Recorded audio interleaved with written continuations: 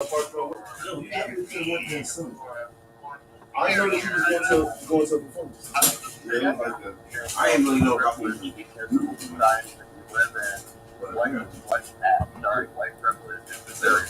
but it was you ended up singing. When I see another bed in the pool, when I think that though, I love have this whole mindset of like I love for everything I have. That's why now really I think we're talking about generational wealth. The reason we don't do this is among millennials, and I bring that up because I'm among millennials. That was on you. Anyway, if it is, he's going to be resigned. Nobody over 203 and you can make $5,000 a day every day. Chicken, the time the Christmas chicken beef, no. Until today. Chicken, no, turkey and chicken sauce. You only made $1 million through oppression. Sorry, I kind of went on a side tangent here. But the point is, though, that we have to acknowledge white privilege. But,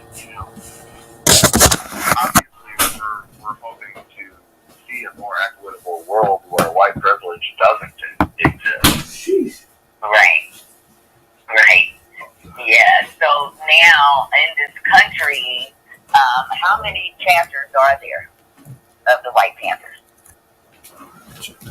Officially, there is 4 right now. There's Northwest Indiana, New England, Tennessee, and California. Currently, but we are actively recruiting, but we've also kind of just been focusing on getting more people into the mass space. We haven't necessarily focused on party building in the same way that the NABPP has, because we've been more focused on the overall mass space. The United Panther movement is all of us together, including the masses. It's not just open to people who share our ideological line. It's open to anyone who agrees with the 10-point platform and program. Okay. Which now, the purpose of that essentially is to get the best ideas possible, to get the most ideas possible, to make sure that everyone is heard. In Rhode Island, right? Now there's not a chapter in Rhode Island? Well, I mean, we're part of the New England chapter, but we don't really have like a full unit here. Essentially, there's a couple potential recruits, and there's some comrades that I work with that are in different organizations, but currently there's not a full chapter here now. Okay. So do you find it that it's kind of hard to recruit white people up here in the New England states? Yes and no. There's a lot of people that claim to be interested, but the problem is getting people that actually want to show up and do the work. Okay. But I mean, I feel like that's anywhere to a point, and I mean, I understand it to a point. I mean, everybody's working, 2 or 3 jobs just to pay the rent. It's hard to find time. It's hard for me to find time, but I still do because it's important to me. The liberation of all of it is more important to me than a job. Right. Yeah, and that's how it should be. I mean, when we all find time to do things that are important to us, no matter how busy we are. And so I definitely commend what you're doing with the White Panther Party. And we're going to have a question or comment right now from my producer, Dr. O. Okay. Well, first of all, welcome to News Forum. My name is Dr. Oladelli Malady Wagosi. I'm qualified to ask this question, being part of the Associated Press since 2014, being the Middle Atlantic representative of the Southern Christian Leadership Conference, and just a concerned person. Now, of course, the state of Indiana, really since the time of President Woodrow Wilson, kind of to this present day, is one of the most racist states. lot of Klan activity. So I'm glad you're there to try to clean that up to a certain extent. Now, there's a lot of black supremacist groups that might not trust you being part of, using the tenets of the original Black Panther Party. They might think you have your own interests. There's some people that might believe that you guys are disguising yourself to be maybe one day a new militia against, the affirmation of truth and justice as we see it, not the United States government, as human beings see it. Have you come across any type of, how can I say, negative vibes or resistance to what you're trying to do?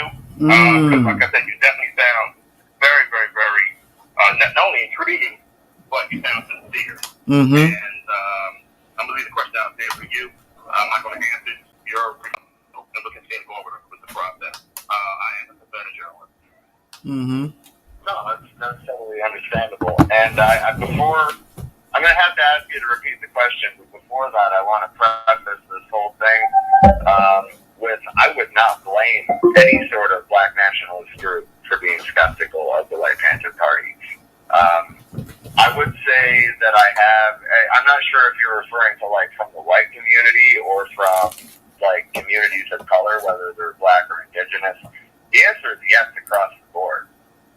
We, at one point, were talking to a potential recruit that, when we were having the initial discussions for them to come on, they found out that we are subordinate to the New African Black Panther Party. In other words, if our executive committee, for example, passes a resolution that the Central Committee finds to be counter-revolutionary or, opportunist, then they can overrule that.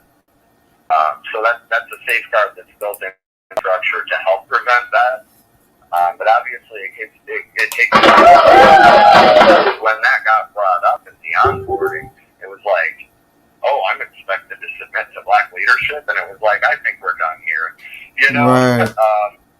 So we definitely do our best to try to keep racist thinking outside of the party. And I don't blame any sort of, like I said, black nationalist groups or same thing for indigenous movements, like the American Indian movement. I wouldn't blame any for being skeptical of a group of white people that is, I don't know how else to say it besides like be comrades. Trying to dictate how the black community is supposed to organize.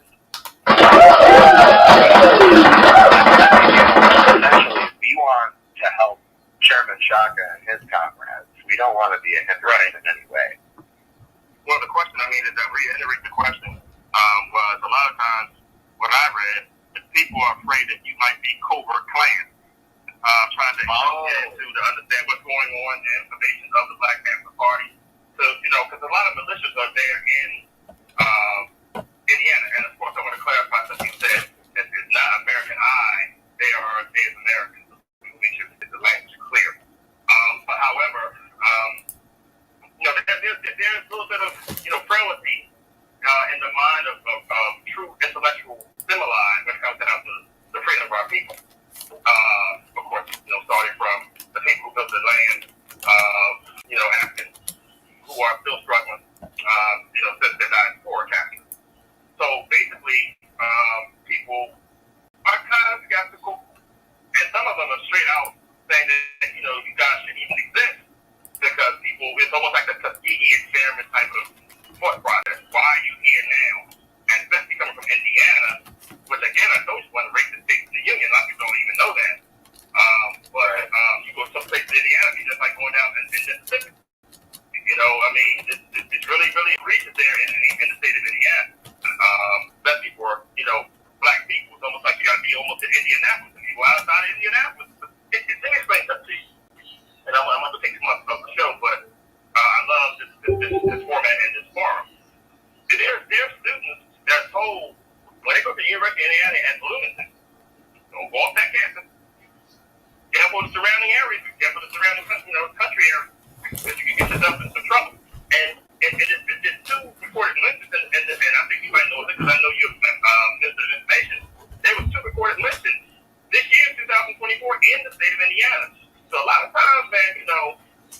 people are going to be skeptical. And like I said, as long as you stay sincere and do the right thing, then, what you're doing will flourish and help all men. And that's all I have to say. Yeah, right. I mean, just to circle back to the thought of being covert plan, I mean, I don't blame anybody for thinking that, and I have been asked that directly before. The first time that I went to an event, like in my Panther get-up in Providence, the first question that I got was like, is that a white supremacist group? And I was like, no, why would you think that? I mean, in my mind, right, like, I see Panther, and my automatic assumption is that they are not racist. But I can completely understand why people would think that. And I can also understand why people would think that we are working towards our own agenda. I mean, like, look at, other groups that were involved with the student movement that kind of, like, sucked the air out of the seams and sucked the steam out of the sails in the 1960s. There has been a long history of white people pretending to be comrades just to sell out the movement, essentially. There was a hell of a lot of them in the hippie era. There were. And we are hoping to, well, not hoping to, we are not going to be that group. I'm not really sure what I say about that, but I appreciate the honesty. And because there's a lot of people, in the back of so many people's minds, and people were waiting to hear, like, what is the White Panther Party? Why did you guys start? Like you said, White Panthers, started back in 1969. Wow. And so this is something that, so many of us were not aware of. And I just pray that, you guys continue to do good. And even with, you guys being a White Panther Party, we can look at the Black Panther Party and other organizations throughout history where, some people within our own circles, in our own races, that have actually, backstabbed and, really, just overtook the organization, but caused harm. Okay, so if you look at the history of freedom fighters, of those out there on the front line, we can look at that and we see people that were the ones that, shared information that they should not have shared with white people. So we had black people in the Panther Party that were sharing information with people that they should not have. And even with Dr. King and Malcolm X and all of the others that lost their lives, there was always that person, that one person that was not good, was like a snake in the grass. And so that can happen with any group. But by you guys being a White Panther, that like really, puts the radars go up when people hear that. Like, what the heck is a White Panther Party? But anyway, so you guys, you said, you're all a part of the United group, the United Panther movement, which is good. And then you're a part of the New African Black Panther Party. Yes, we are the White Panther Party is subordinate to the New African Black Panther Party. Okay. And I mean, how that works in practice is essentially that, we have the freedom to organize how we want, but every, resolution that we pass is reviewed by the Central Committee of the New African Black Panther Party to make sure that we're not, causing harm. And I always, for anyone who's skeptical, that's the first thing that I point to. Like, same thing for white people that are like,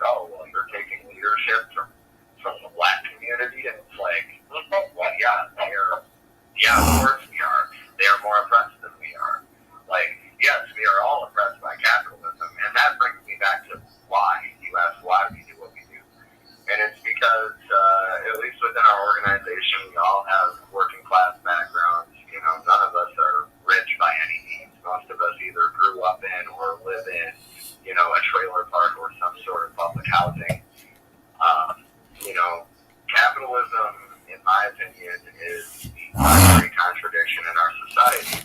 Racism is a close second, but it also, in my opinion, racism would not exist in the form that it exists today without capitalism. Okay. All right, let's pause right here for a moment, Rob. Rob, we're going to pause right here for a minute. We're going to take the caller, and then we'll finish our conversation. All right. So, caller, you're live on the air with News Forum. How are you this evening?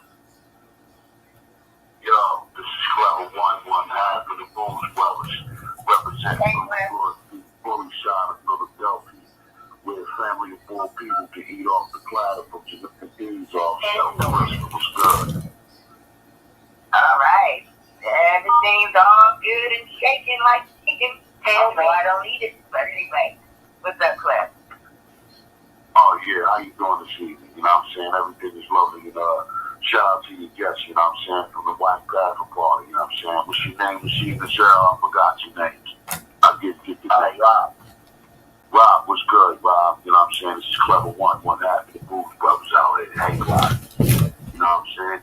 So, I wanted to chime in, you know what I'm saying, because, you know, here's the thing with me, you know, these things, we like G.I. Joe out here, you feel what I'm saying? I don't know if y'all understand what's happening, you know what I mean? You know, we got robots slapboxing on YouTube, you feel what I'm saying? People with slapboxing robots, you know what I'm saying? I don't know if you're saying that, you know, all this type of stuff like that, so we fall past, what complexion people are out here. If you ask me, it's our robots. You dig it? You know what I'm saying? Y'all seen Terminator part all over. You know what I mean? So, yeah, all I'm saying is, you know, we're gonna form a G.I. Joe. Let's go ahead and get it busy because, you know, it's far deeper than we still count 1, 2, 3, 2, 3, 4, 4, 5, 6, and all that. This is not Sesame Street. You understand me? Not Sesame Street, you know what I'm saying? So, you know, we gotta understand that there's more serious things going on, you know what I'm saying? Youth need to be disarmed out there with these weapons. You know, they got mechanisms, you know what I'm saying, taller than themselves, and they out here, you know what I'm saying, with the hearts of transgression. You know what I'm saying? So, I'm trying to get them to go ahead and understand that that's not what we should be doing out here.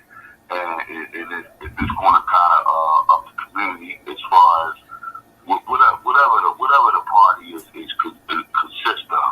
You know what I'm saying? I would assume that the party consists of, you know, erasing the facial wars. You know what I'm saying? Which rhymes with racial wars. You know what I'm saying?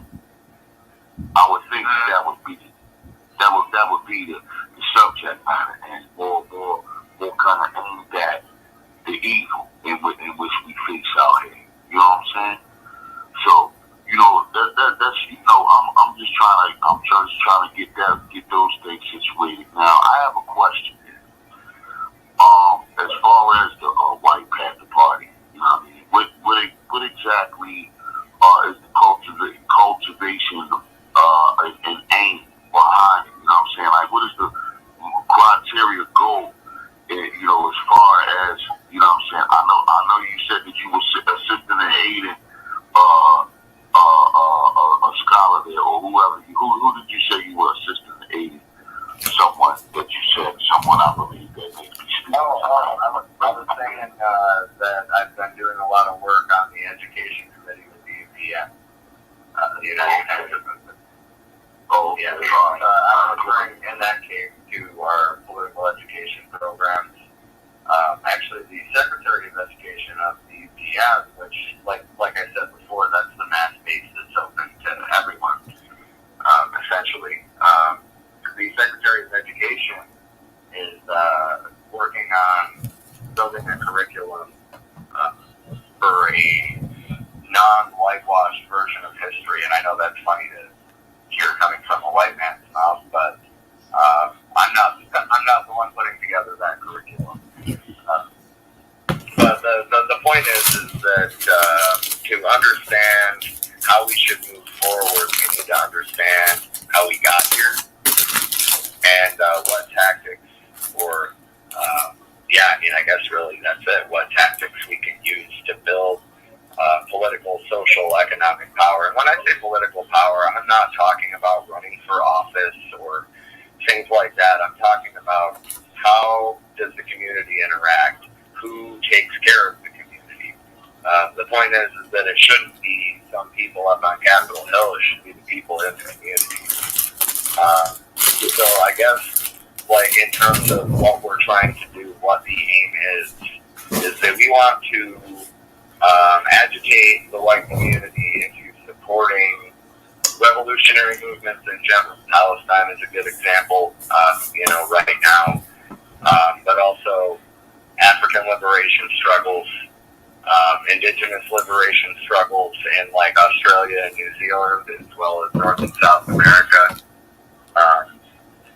And a big part of our strategy is building, base areas, but what we mean by that is areas where, like the North Philly Peace Park, for example, areas where we as the community are in control of the land, and we are using that space to provide for the community, whether that be, gardening and teaching other people to garden, which might sound like a small thing, but if you've got, 1 million people in the city each with tiny farms, then you're relying a hell of a lot. North Philly Peace Park is in the building. So I need a favor real quick. I'm gonna need a real favor. I'm gonna splash on out of here on the jetpacks. You know what I'm saying? Now, what I need from you is, because we need a system to kind of disarm these gremlins out here, right? So what I'm gonna need is a structured system on how to arm those who need to be armed, and taught defense, self-defense. You know what I'm saying? Where we have self-defense systems, not just farms, but we need gyms and dojos. You know what I'm saying? So we can kind of form these communities and use these dojos and gyms as command centers to kind of place strategies on systems on how we want to take over the communities and make it more diverse and things like that. Because the more diversity involved, the more economics involved. You know what I'm saying? I would think. So I think we could do something like that if you could help me out with that. You know what I'm saying? We could drift on and hang glide over this way with it. You know what I'm saying? We might check it. I might have to have a supervisor meeting with you, Mr. Rob. You know what I'm saying? Lord. Because we got to form I agree with what you're saying. Defense is absolutely a necessary part of liberation. We have to be able to not just take control of our communities, but defend them afterwards. Yeah, so that's what I'm talking about. So we need gyms, we need facilities to kind of put gyms. We got armies and trainers and things like that. You know what I mean? People who are willing to help development. You know what I'm saying? In the communities. You know what I'm saying? But I ain't gonna talk you to death. But I will be hunting you down for a number of conversation. You know what I'm saying? I'll be out here on the 15th or something like that. You know what I mean? But yes, I'm Clever one half of the Booze Brothers, represent from the Broad Street bully side of Philadelphia, where little cuz almost caused a shootout with the mothers over $4,500 worth of fake cookie sets, chicken satellites. Sam one, he's a host, stand up to six. Okay, so very interesting. All right, so Rob, just stay on, okay? I'm going to bring you back on in a bit. I have Mike that's going to be coming on, and we're still, let's see, Chairman, if you are on from another line, please text me and let me know what number you called in from. If you're on from your regular line and did not press star 2, please press star 2 so that the producer can see you. All right, so in the meantime, we're going to bring on my next guest, who is Michael Grant. And Michael Grant, he was wrongfully incarcerated for 17 years. He filed everything himself, pro se habeas corpus, and also his pro se to have a new hearing and, to look at his conviction again. and to get it overturned. But after reconsideration, they did grant him a reconsideration hearing, and his conviction was overturned in federal court back in June of 2023, June 30th to be exact, and that's 1 week after Muti's conviction, after he got paroled June 23rd after a 42-year wrongful conviction, and Michael was released January of this year. And, I still don't understand why it takes so long after your conviction is overturned for it to take that long. That took 7 months for his conviction, almost 7 months for him to be released after it was overturned in June.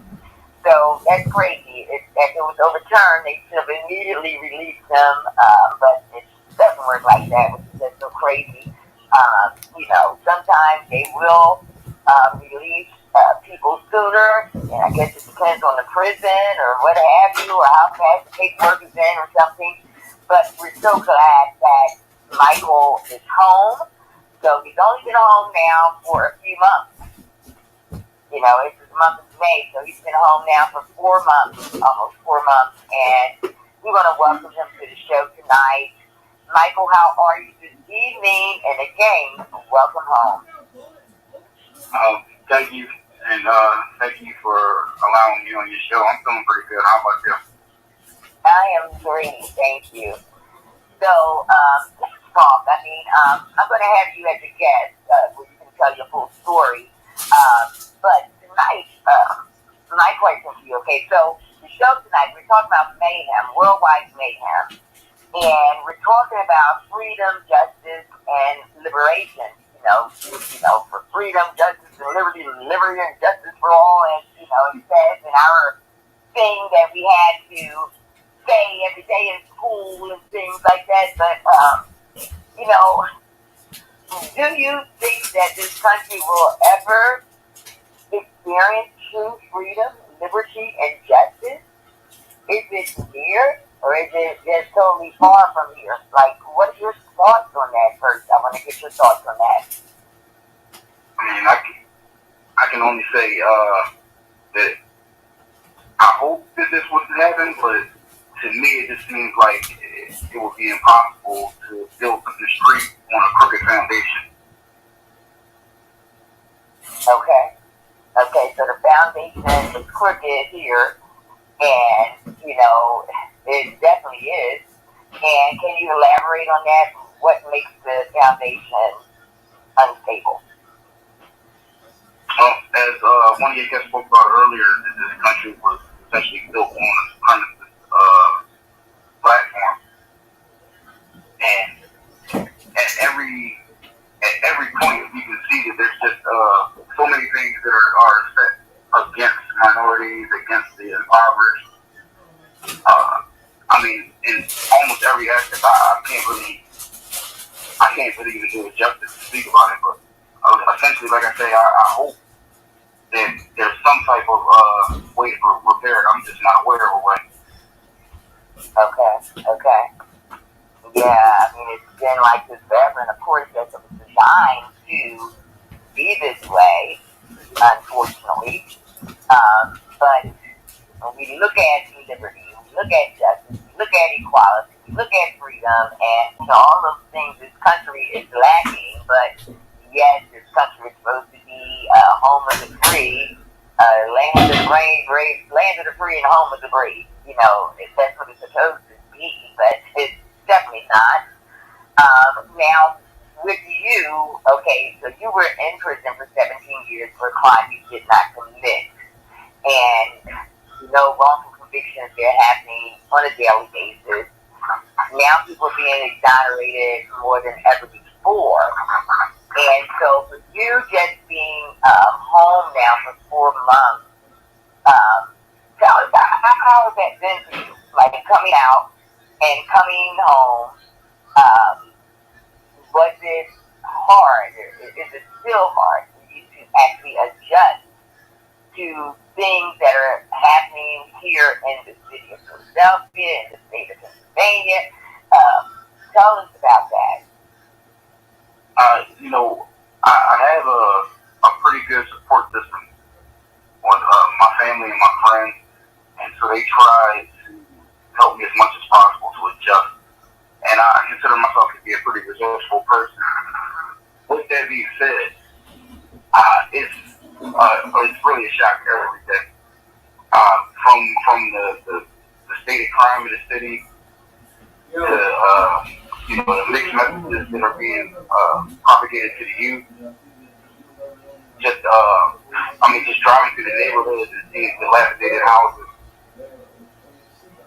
and one area and then another area is just gentrified. Everything is so different. The lack of financial assistance coming home after 17 years. They just said, welcome home, basically. Get it how you can. But it's coming together though. Like I say, I'm blessed to have a pretty good support system. Some people that were helping me when I was locked up and continue to help me when I came home, and then some others who jumped on board once they saw that I was free. And I welcome everybody's assistance and hope to be able to repay it or pay it forward. Okay. Now, while you were in prison, I'm sure you saw a lot of different things happening, but there were, of course, violence inside the walls, behind the walls as well, with people dying and different things like that, people being killed. But with all of the mayhem that was behind the walls, let's talk about some of the good things that happened behind the walls and that's happening now that you can share with us. Okay. Well, one thing I'll say is I met some of the best men that I've ever met in my life in prison. And the majority of them were lifers. They were told they're never going home again, and still, when you would think this person would have nothing to lose. These people go above and beyond to reach back and help others in Philadelphia, help others in other counties as well. And in one particular case, the one that I sent a message out about earlier, was in Shamokin, PA, where Cole Township is close to there, RCI Cole Township, and you had two groups which are predominantly the members are predominantly lifers, decided to hold a fundraiser to help a local garden that helps to feed impoverished people in the area. Not only to help them to purchase items for the garden, they actually purchased a greenhouse so that they would be able to grow year round. And because of that, they ended up being in the newspaper and on the news. Yeah, and that's amazing stuff there. And so, to purchase a greenhouse to allow, vegetation and all that stuff to, be grown and produced there, that is awesome. And, more things like that is needed. And now, while you were in prison, you were wrongfully convicted and for murder, so you were a lifer as well, correct? No, sorry. I was wrongfully convicted of attempted murder on a police officer. Oh, okay. So that's attempted murder. About 6 years. Oh, okay. 25 to 50? Yes, ma'am. Okay. Alright. That's almost like your whole life. They would have. They took a good chunk of my 20s, all of my 30s, and a nice chunk out of my 40s still. So it really felt like a lifetime. Yeah. Go ahead, Michael. But I'll say, my first cellmate in Brown was a lifer from Harrisburg, and I was 28 years old. He had 34 years in on a life sentence, and I was kind of beside myself at the time that I was given. I didn't realize even with the circumstances of me being wrongfully convicted, how fortunate I was compared to some others. And so he asked me, how much time do you have? When I told him, he said, if they told me that I had to do 25 right now and I could go home, I would be happy. and this was with him having 34 years in. So it just kind of put it into perspective. Like I said, some of the best men I met were men that they told you'll never go home again. Wow. Now, with what's going on today, so while you were, before you got exonerated back in January, so I'm sure you heard like all the stories and the news and all of that about what's going on overseas with Israel and Palestine. What are your thoughts on that? My prayers are with the Palestinian citizens, and it's a horrible, it's just a horrible occurrence. I couldn't even fathom living there and going through what they're going through right now, and have been going through. And I'm just reminded of some of the people that we know from apartheid in South Africa, like Nelson Mandela, when they were shown what was happening in Palestine, they didn't sugarcoat it at all. They said, this is apartheid. That's what this is. This is nothing else. This is the same thing that they were just doing. But it's never, it's really not viewed in that light. I have friends that have Israeli passports, and they're Palestinian, but their families were fortunate enough to be on the inside. So when most of the Arabs were forcibly removed or murdered, and the same thing that the things that they describe is just atrocious. This is something that needs to be put under more of a spotlight. Because the things that we see pale in comparison to the things that I'm told by people that I love and trust. It's a sad situation that should not be happening. It's so ridiculous. And with all the other wars now, just, popping up everywhere now, it's like crazy. Now, what are some of the things that you would like to see happen in this country? I know you were at the rally last Monday, the coalition, to abolish the death penalty, and HR Human Rights Coalition, Be a Voice, Lifelong Coalition, and so many other organizations were out there, fighting against not just the death penalty, but death by incarceration. So, what are your thoughts with that? Because so many people are serving those life sentences without the possibility of parole. Just as the ones you just mentioned, how they're some of the best people that you've ever met. So people that have changed their lives while they're in prison and been exemplary and really remorseful for the crimes that they committed. And I know that you were against that, for them to be in there for the rest of their life because you were there in Harrisburg fighting. So let's talk about that. Okay. Essentially, it just doesn't make sense that we consider this to be a civilized country and there's no path to freedom for these men and women. It just boggles the mind. Death by incarceration has to be abolished. I'm not the person who could say what will be the parameters of it or, what will be the procedure, but there has to be a path. It has to be a viable path, and it can't just be something that's so discretionary or arbitrary as the commutation system as it currently exists. It makes no sense. I've seen men that couldn't harm a fly and were forced to die in prison because of something that they may or may not have done 40, 50 years ago. Wow. And I know some that, just thinking about it, there was some of them was treated. Yeah, I did these things, but I was an entirely different person.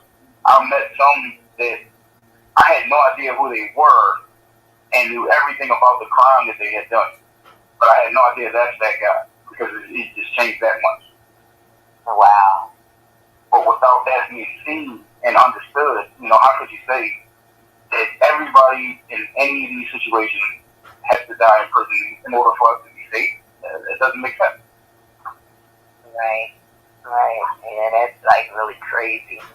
And yeah, I definitely agree wholeheartedly that, people should not have to spend the rest of their lives in prison if they have changed. And if they committed crimes when they were younger and now they're not that same person because so many are not. And I've met some that are not that same person, and those that have been, blessed enough to be commuted, their sentences, have their sentences commuted, that are just wonderful people and out here doing some great things. And so, yeah, everyone should have a second chance unless they're just violent behind bars and have not changed. And of course not. They need to stay where they are. But there's so many that do deserve a second chance. It's like the ones that you're talking about. And it's sad that many have died behind the walls, like Russell Maroon Schultz and Omar actually, it's just sad. And others that have Omar died in prison. Russell died 2 months after they granted him a compassionate release. And, those things are sad. And now we have Mumia, who's still behind bars now, 42 years now. He's been behind the walls, and he just celebrated his 70th birthday. And, it's just ridiculous. It's crazy. Just to touch on that compassionate release. So, I tried to. I'm not an attorney. I'm glad that I was able to procure employment with the Liberation Foundation with Terrence Lewis when I came home. But it's not as an attorney, as a research assistant. While in prison, I did help some people who were trying to fight their cases, or in a couple of situations with commutation, and one it was with somebody who was terminally ill, trying to get compassionate relief. And I couldn't believe, so I would go over and try to help you. And I couldn't believe that the only way he could even be considered is to forego any treatment. So you have to be basically willing to force yourself into a situation where you're going to die in order to even consider for compassionate relief. There's no way this is true, and it's sure enough it is. Now that is sad. So that's just cruel. That's cruel. Very, very cruel. With Russell's condition, he had cancer and all kinds of other problems, and and he was so sickly, and on top of that, he was an elder, 78 years old, and it's just that. And Omar was 81. I mean, it's just ridiculous. In Omar's situation, he wasn't even sick; he was healthy, but they took him to the hospital and took him back to prison, and after that was it. I think a couple days later, he died from complications or whatever they did to him in the hospital. And, it's just so crazy, what goes on within our prison systems, the modern day plantations. It's crazy. But I am so happy that you are home, and I'm going to schedule you to come on as a featured guest during the month of June. I'm going to have you on, and we need to know more about your taste and your experience behind the walls and all that stuff. And we're definitely going to have that conversation. But I appreciate you out here now, standing up and fighting for justice and working with parents, and that's awesome. That is absolutely awesome. And just continue to listen to the rest of the show, Michael. And we will talk soon. All right, back to you, Rob. What do you think about what Michael just shared with us? Well, first of all, I want to say that I'm glad that you're, safely returned to the outside. And ultimately, I think that abolition in general, like getting the racist police off of the streets of every city in America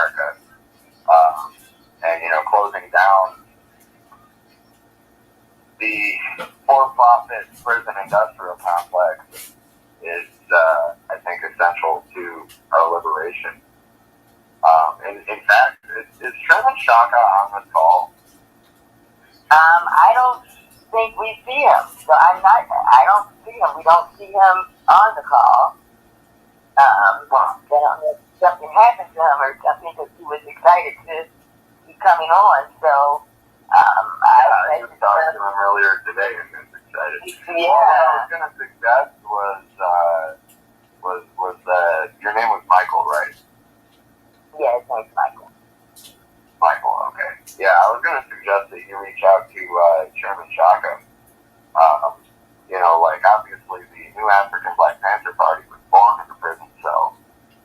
Yes. And I think that you have a lot of insight that would be valuable to the New African Black Panther Party, to be totally honest. But obviously that's not my call. But no, I definitely would like to see you and Chairman Shaka link up. But shutting down these razor wire plantations is the way the New African Black Panther Party works it. I think is crucial to liberty for all of us. We can't forget that the 13th Amendment, as in the amendment that abolished slavery, also legalized slavery for the punishment of the crime. So, shutting down the prison industrial complex that is a for-profit entity that is based entirely on punishment, that doesn't care if you are innocent or guilty. They care about making their numbers just like any other business. That's not okay. Right. Yeah, it's definitely not that's what they do, looking for profit, and they're using the inmates as laborers, like slaves, paying them pennies an hour. And, and they want to keep people in prison for that purpose.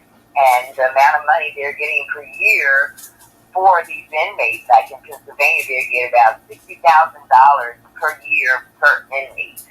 And that's just insanity to me. Insanity. Right. All right. Right. Yeah. Well, on that same note, if it costs the state $60,000 a year to house an inmate, imagine the difference that could make in someone's life without going to prison. Exactly. Just give the person $60,000 at that point. Right. Yeah, because it doesn't make sense. And they're not even getting real room and board. They're in a box and, and on a uncomfortable bed or a plank or whatever. They have some of these prisons, that